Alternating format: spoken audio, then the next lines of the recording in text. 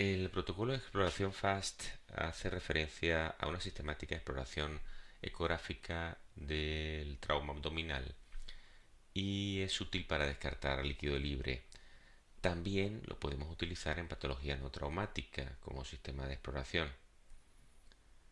Bien, para recordar un poco el trauma abdominal puede ser cerrado o abierto y la indicación directa de una exploración con sistemática FAST es ante un trauma abdominal de moderada a alta energía. El objetivo de esta sesión es entender dónde debemos explorar ecográficamente un abdomen para detectar el líquido libre, independientemente de su naturaleza. Lógicamente, en el contexto de un trauma, pues lo más probable es que se trate de sangre. Entender que los espacios anatómicos que albergan este líquido libre responden a razones de gravedad en decúbito supino, que están modificados fundamentalmente por la lordosis de la columna lumbar y que se puede localizar cuando hay líquido libre tanto en región caudal de la cavidad peritoneal y en pelvis menor, aunque no siempre puede estar en ambas regiones simultáneamente. Bien, en el caso de los lactantes hay una condición especial. Todo es más anterior, es un abdomen mucho más pequeño, con un eje antero-posterior mucho más reducido. Hay que recordar anatómicamente que nacen con la columna vertebral torcida en forma de C, esto a causa del crecimiento intrauterino, ¿no? Se va estirando lentamente en contra de la gravedad, comenzando por la columna cervical, por la torácica, seguida por la lumbar y terminando en la región sacra. Todo esto respondiendo a la evolución, ¿no? Por la edad del nene, ¿no? Con el control de la cabeza, en posición boca abajo, a raíz más o menos sobre la sexta semana, se comienza el desarrollo del estiramiento de la columna cervical y finaliza este estiramiento aproximadamente a los 5 meses, cuando ya es capaz de levantar la cabeza mientras gatea. Una breve reseña con respecto al trauma abdominal en niños. Es una importante causa de ingreso hospitalario. El trauma cerrado prevalece sobre el abierto. En el 20-30% de los politraumatismos en pediatría está involucrado el abdomen, ¿no? Por lo tanto, la precocidad, la precisión y la relación costo-efectividad de las pruebas son un reto constante para el médico tratante. Bien, los niños hay que tener varias cosas en mente, ¿no? Las lesiones en víscera hueca habitualmente se retrasan mucho más que en el adulto, porque las lesiones vísceras sólidas llaman ante la atención, ¿no? Y como tiene un manejo conservador mucho mayor que en el adulto, pues en ocasiones se pasan por alto y esto complica muchísimo el pronóstico, ¿no? De un trauma abdominal en el niño. Los estudios de imagen que habitualmente se utilizan son el ultrasonido o el TAC. El problema está en que si se usa precozmente y en una sola oportunidad suelen dar falsos negativos. Por eso es que en ocasiones esto retrasa mucho la presencia del niño en la observación de la urgencia, o incluso ingresos que muchas veces no son necesarios, pero que generan mucho estrés, ¿no? En el médico y pues terminan pues ingresándose o manteniéndose muchas horas en observación. La clínica depende fundamentalmente de la edad. Ya sabemos que el niño no colabora igual dependiendo de su edad. Y cuando hablamos de víscera hueca, hacemos alusión por orden de frecuencia, en primer lugar, a la arteria mesentérica superior. Los hematomas duodenales, la perforación de yeyuno, de duodeno, de estómago y de colon. Estas son las lesiones que con mayor frecuencia se ven en el trauma abdominal cerrado en el niño. La biomecánica lesional, hay puntos muy discretos de transferencia de energía por el tamaño del niño, por lo tanto hay que ser muy cuidadosos en el interrogatorio a los padres, a los testigos, al personal sanitario y al mismo niño, si puede colaborar o si tiene edad para comunicarse con respecto a dónde fue el golpe y cómo fue la biomecánica lesional. Por orden de frecuencia, en los traumas abdominales en la infancia, pues más frecuentes son los producidos por accidentes de coche, seguidos por las caídas de bicicleta sobre el manillar y en último lugar los golpes directos. Bien, ¿a qué llamamos un traumatismo abdominal severo? Bueno, un traumatismo abdominal severo lo llamamos o lo denominamos fundamentalmente por la biomecánica lesional que lo generó y aquellos que comprometen ruptura de vísceras sólidas como hígado, bazo, riñón o víscera hueca como intestino o la vejiga. Nunca olvidarnos del epigastrio y del páncreas en particular. En el niño es más frecuente la ruptura del hígado, mientras que en el adulto es más frecuente la ruptura de bazo. En el caso del niño, pues prevención, sistema de sujeción en los vehículos con sus sillitas apropiadas dependiendo de la edad.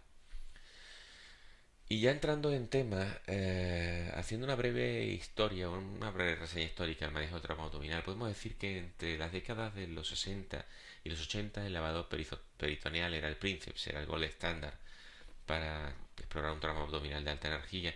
Y a partir de 1980, pues el gold estándar pasó a ser la tomografía, ¿no? El escáner, el TAC abdominal. ¿Qué podemos utilizar los médicos de urgencias como estudios de imagen para un trauma abdominal? Bien, tenemos estos tres a disposición dependiendo del tipo, del nivel de hospital en que nos encontramos. Lo que está claro es que la radiografía no aporta nada o casi nada. Lo estamos abandonando cada vez más y sería incluso una buena idea porque no nos aporta absolutamente nada. Luego tenemos el TAC y la ecografía. En el caso del TAC, pues es el estudio de imagen más común en trauma abdominal en niños, siempre que la estabilidad lo permita. Uh, eh, y, y es como principal ventaja identifica caracteriza la mayoría de las lesiones abdominales. Otra de las ventajas es que no es invasiva y evalúa tanto estructuras peritoneales como retroperitoneales. En el caso de este mismo estudio de imagen, la principal desventaja es que requiere trasladar al paciente hasta la sala de examen, por lo tanto, cosa muy desaconsejada en pacientes inestables. Requiere sedación en la mayoría de los pacientes pediátricos, no así en los del adulto. Para aumentar su sensibilidad y especificidad, en muchas ocasiones requiere doble contraste con el riesgo de vómito y la eventualidad de necesitar colocar una sonda nasogástrica con todo lo que implica esto en un trauma abdominal.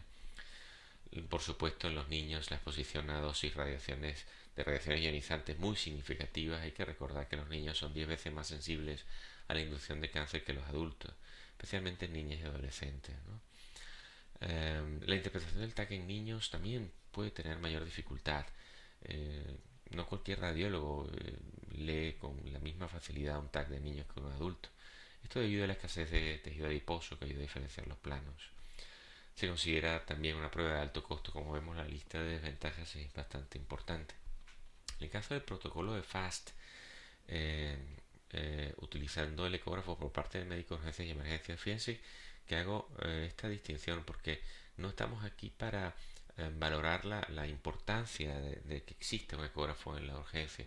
El ecógrafo existe y es importante y se sabe en la mayoría de los hospitales. Lo que pasa es que está habitualmente manejado por radiólogos. En este caso vamos a hablar de cuál es la gran ventaja de utilizar el ecógrafo por parte del médico de urgencias y emergencias, ¿no? Una técnica muy agradecida, especialmente en los niños, ¿no?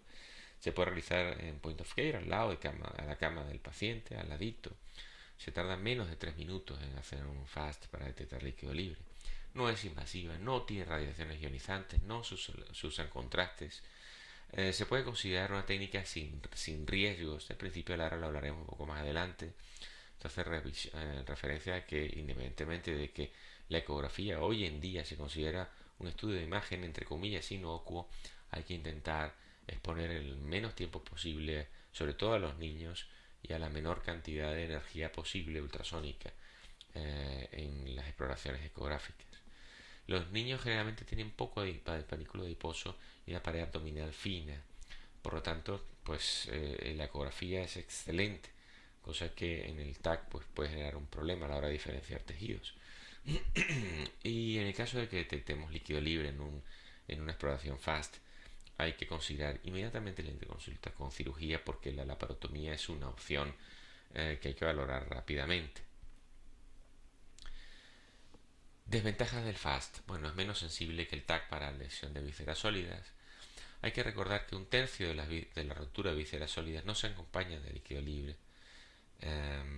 Y a pesar de que hay mucha controversia a favor y en contra sobre la sensibilidad en la detección de líquido libre, esto está fundamentado en estudios con deficiente diseño metodológico. Siempre hay una víscera hueca por medio, hay una falta de gol estándar en comparativos.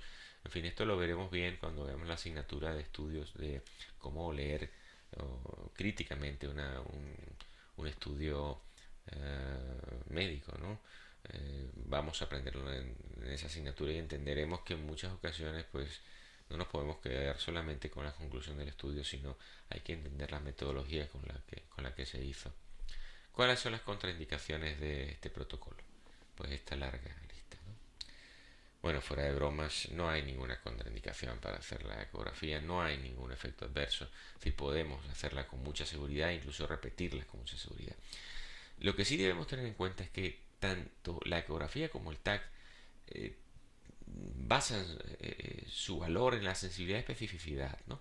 Pero la sensibilidad y especificidad de ambas pruebas dependen de su seriación y son preponderantes sobre el valor predictivo positivo o negativo en cada una de ellas. Es decir, que tanto lo muy precoz que lo hagamos para obtener ningún resultado, como el hecho de no repetirlas, puede tener consecuencias en el manejo diagnóstico terapéutico del paciente. ¿Cuáles son las indicaciones clínicas del FAST? Bueno, traumatismo cerrado torácico o abdominal significativo, es decir, de moderada a alta energía, lo veremos en la asignatura de politrauma, y también el trauma penetrante abdominal o torácico, ¿vale?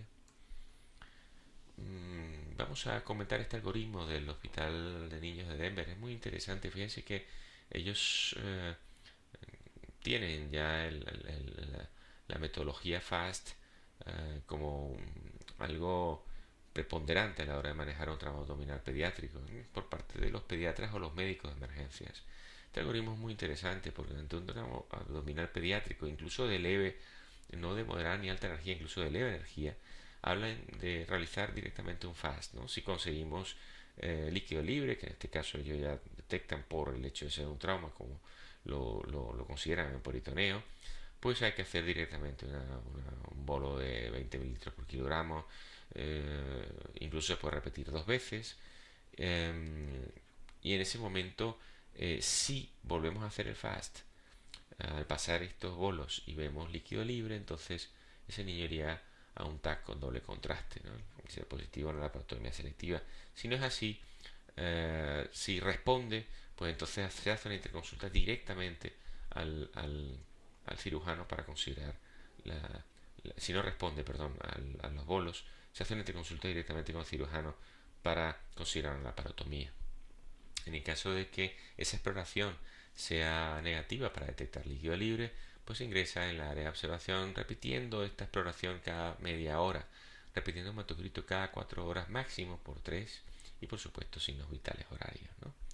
Si se evidencia líquido libre, hemorragia en curso, pues entonces pasaría a TAC con doble contraste para una laparotomía selectiva. En el caso de que el FAST, en ese momento, un trauma abdominal pediátrico, aquí hay muchas cosas, lo que pasa es que el protocolo es bastante extenso, no puedo extender más en esta diapositiva, resultarse dudoso o incluso se ve hematuria, pues diría directamente al TAC con doble contraste. Aspectos importantes en la exploración tipo FAST. Hay que recordar que es una sistemática exploración rápida, por eso su nombre. Está dirigida a descartar presencia de líquido libre. El FAST es un acrónimo, ¿sí? No es un ecógrafo. No podemos decir que tenemos un FAST en el servicio. Tenemos un ecógrafo con el que podemos hacer exploraciones tipo FAST. Lo único innovador en ese acrónimo es que hace referencia a la velocidad con la que puede descartarse líquido libre en cavidad abdominal. Últimamente veréis que hay otros tipos de exploraciones en donde hacen referencia al eFAST antes de la F, que significa focusing. Esto genera pues una paradoja. ¿Cómo puede ser algo extendido y enfocado al mismo tiempo? Bien, la pretensión es simplemente incluir el descarte de neumotoras en el desarrollo del FAST. Bien, eso el descartar el neumotoras lo veremos en la clase de exploración ecográfica pleuropulmonar. ¿Qué espacios vamos a explorar? Esta es una figura muy interesante, un gran libro de James Matir, un buen amigo que trabaja en Wisconsin, el jefe de la unidad de exploración ecográfica en ese hospital. Este es otro gran amigo, Pankar Chand, de Canadá. Bien, los espacios que vamos a explorar son el hepatorrenal, fosa de Morrison, siempre este en primer lugar, y veremos después por qué. El espacio pericárdico, la gotiera, que hay un error. Gotiera, ¿sabéis qué gotiera? Pues es una es una fórmula francoparlante, ¿no? Esto viene del francés. Gotiera, en castellano se ha hecho una traducción a gotera, hablaremos de eso un poquito más adelante, ¿no? Es simplemente pues una comunicación que hay entre la cavidad abdominal superior y la inferior, ¿no?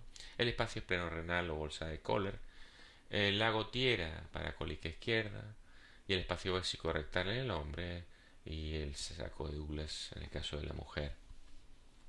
Haciendo una breve reseña anatómica, hay que recordar siempre que nuestros ojos no ven lo que nuestro cerebro no conoce.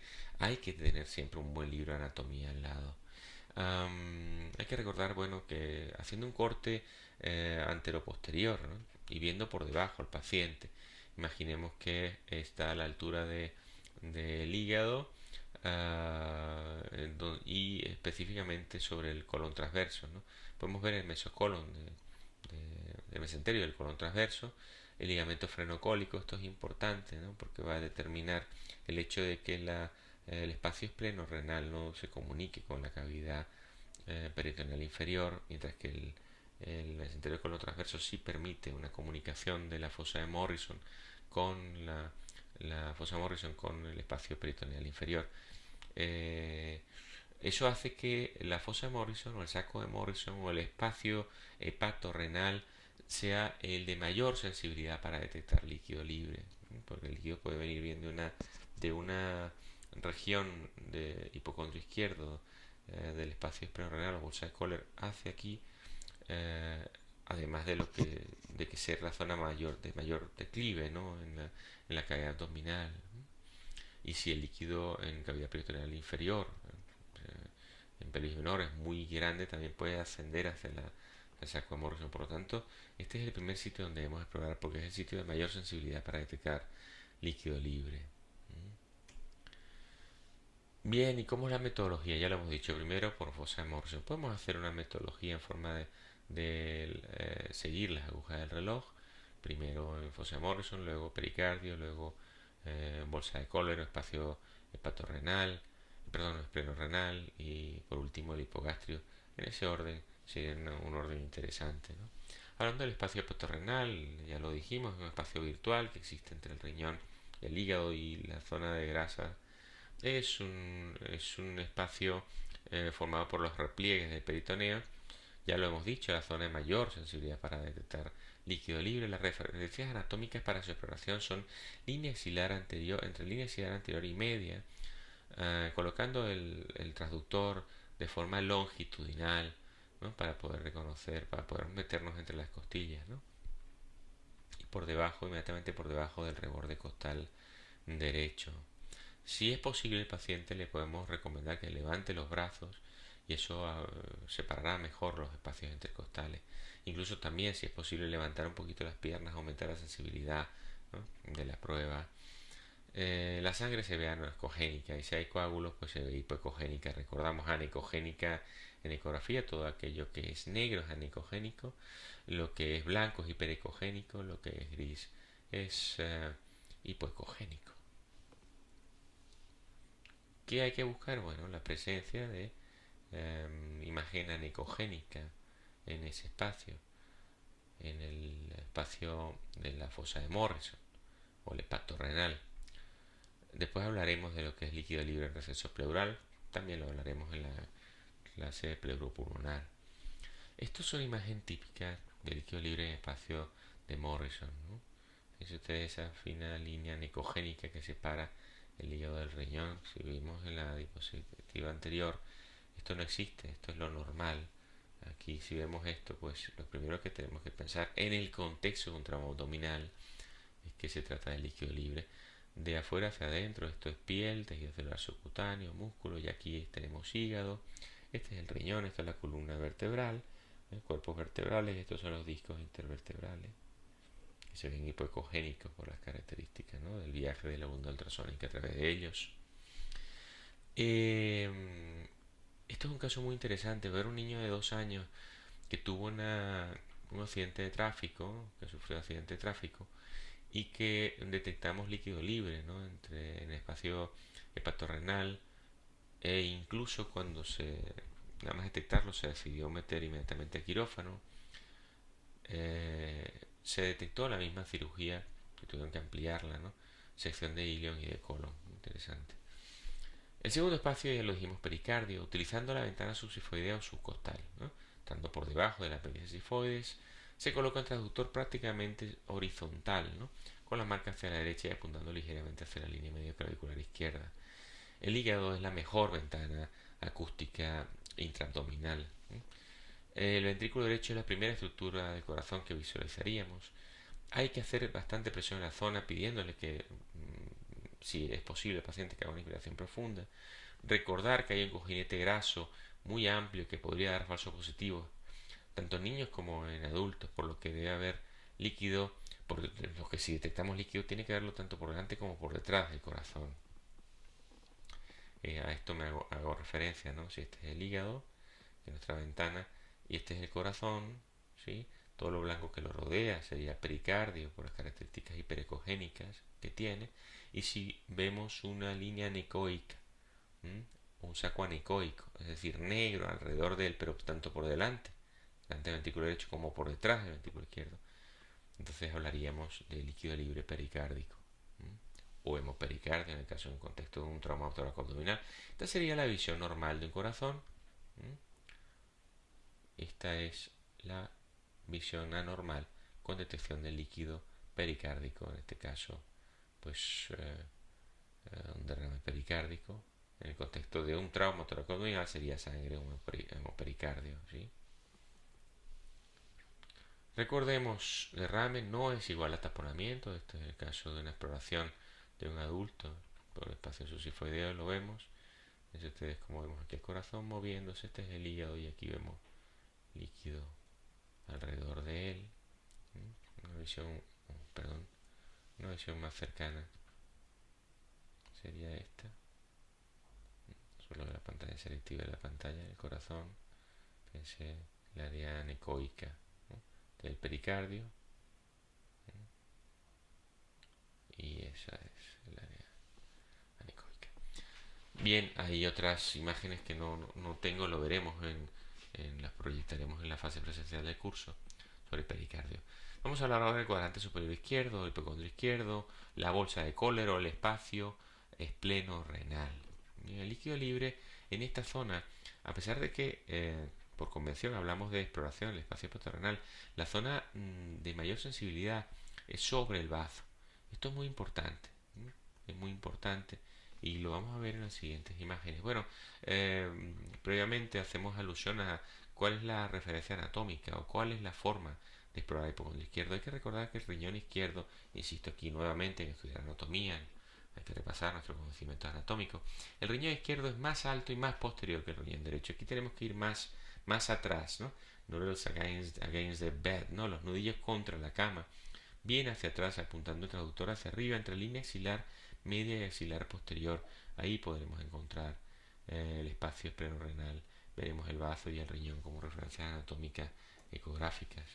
Este es el espacio esplenorenal, está la bolsa de Kohler, lo que hablamos antes, pero también hay que recordar que el líquido puede estar y muchas veces está por encima del bazo.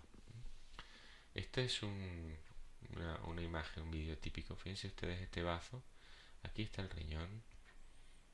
Este es el líquido libre. Este es el riñón, el espacio esplenorenal. La bolsa de Kohler está respetada. Sin embargo, fíjense que hay líquido por aquí por encima del bazo. O sea que tenemos que tener mucho cuidado. Debemos explorar, ¿no? Aquí es muy clara, ¿no? La imagen. Fíjense que vemos aquí el ligamento frenocólico, ¿no? Qué bonito, que es lo que evita que vaya líquido libre a la gotera para, o sea, que pase líquido de aquí hacia la cavidad abdominal inferior.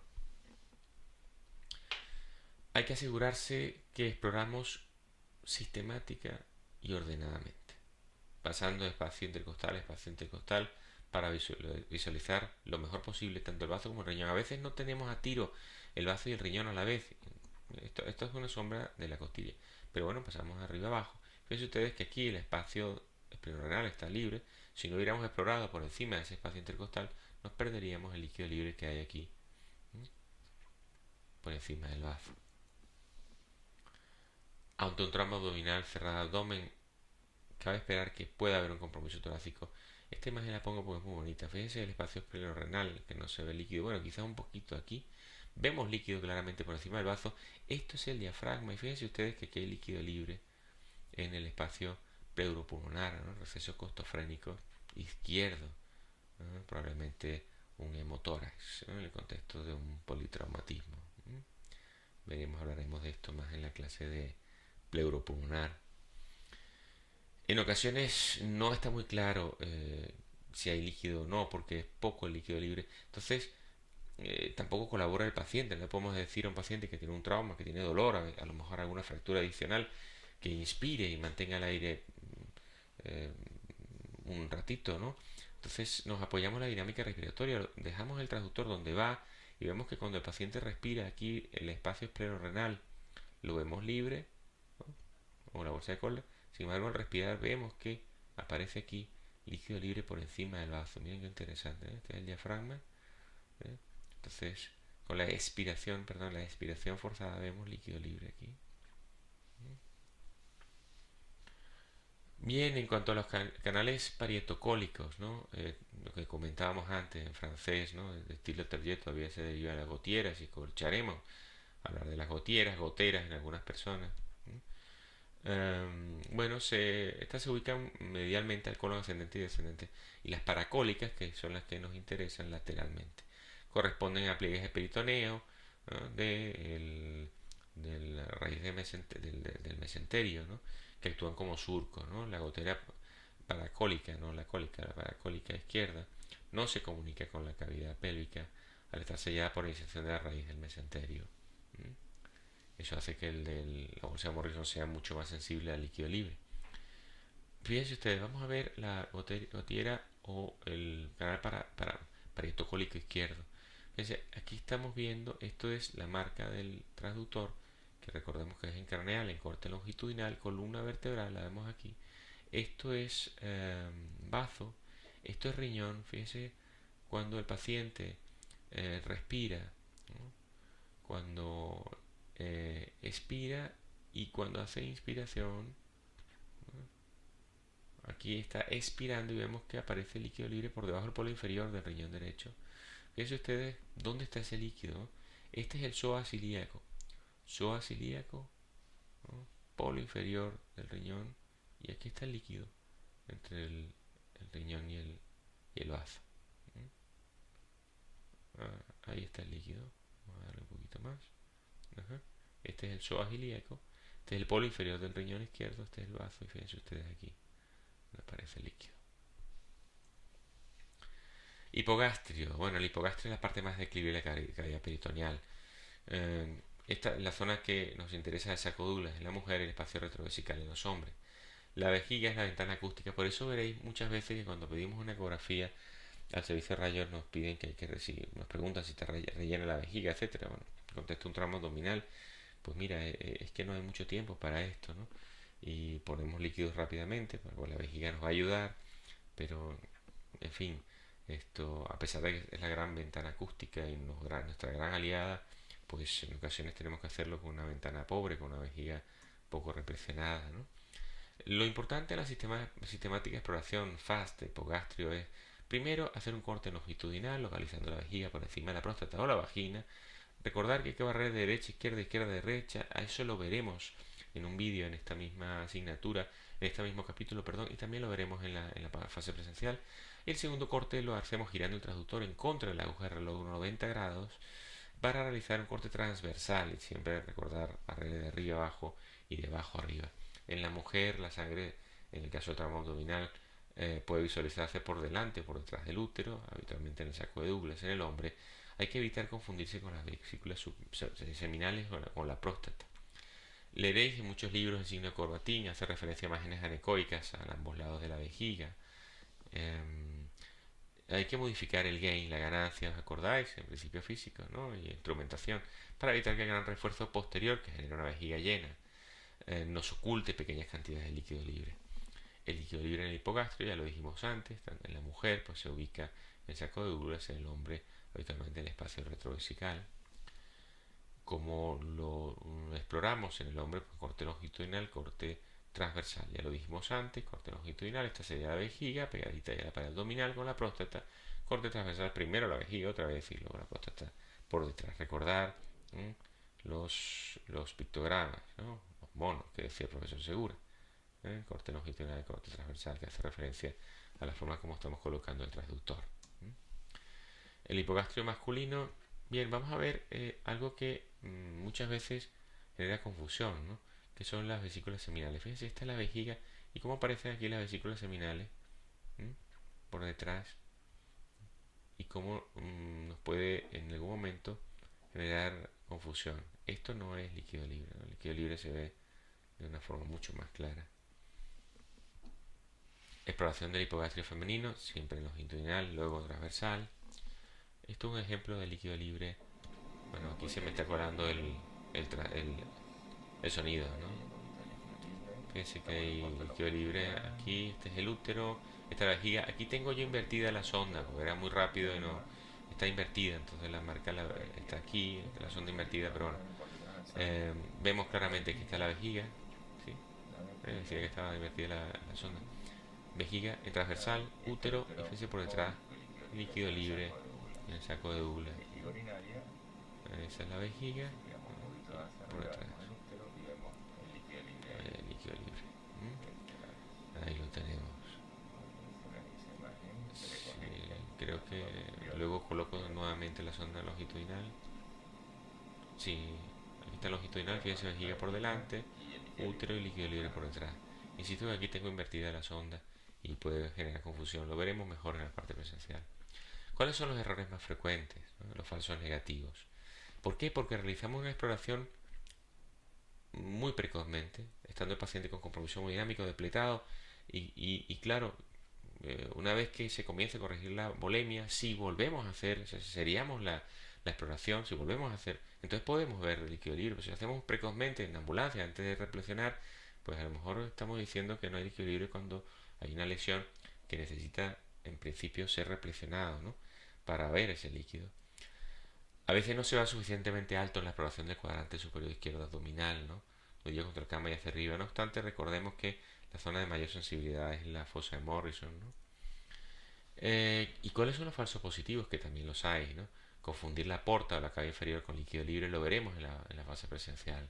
Confundir las vesículas seminales con líquido libre, ya lo hemos visto aquí. El gran cojinete graso perirrenal que puede confundirse con líquido hipoecogénico, también lo veremos en la práctica. El gran cojinete pericárdico, pues hay que buscar siempre el líquido, recordamos, anecoico, ¿no? Imagina anecoica tanto por delante del corazón, por delante del ventrículo derecho, como detrás del ventrículo izquierdo. Aquí es la zona donde generamos errores ante un cojinete pericárdico ancho. Vemos eso ahí, nos asusta, ya pensamos, pues no, hay que ver si hay también líquido por detrás del ventrículo izquierdo. Confundir ascitis con sangre, bueno, por supuesto lo determinará el contexto clínico del paciente. Peor el caso de que sea un paciente portador de ascitis con un tramo abdominal, ¿no? En región hipogástrica el líquido debe estar por encima de la próstata del varón, por encima de la vagina en la mujer, ya lo hemos comentado. Y no considerar otros estudios de imagen tomando en cuenta la estabilidad del paciente. Es decir, si el paciente está estable, lo hemos logrado estabilizar, vemos que hay un falso, que vemos líquido libre, pero el paciente está estable y que debemos estar seguros, podemos hacer un TAC, ¿no? Y debemos hacerlo, ¿no?